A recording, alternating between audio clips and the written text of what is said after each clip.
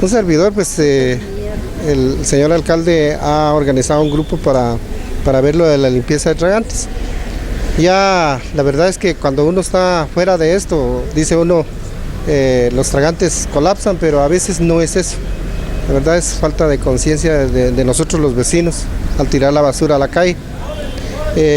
Los tragantes están en un 90% están aptos para que el agua se absorba.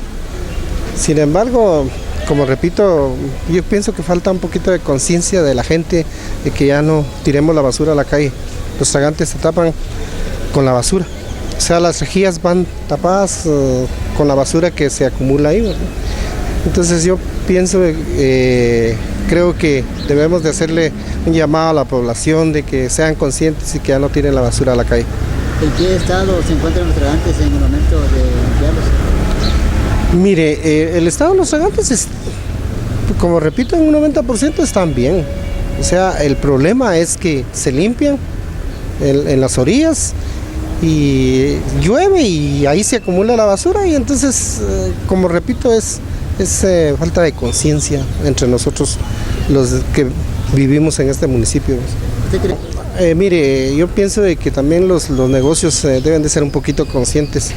A veces hemos limpiado tragantes y los mismos dueños vecinos de las tiendas dicen, es que los señores de la tienda son los que tiran la basura ahí.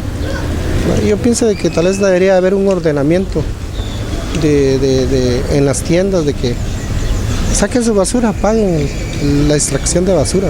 También la comida que también se prepara. Es otro problema aquí en las orillas del mercado. Yo pienso que la gente ahí tiran los desechos, todo lo tiran ahí.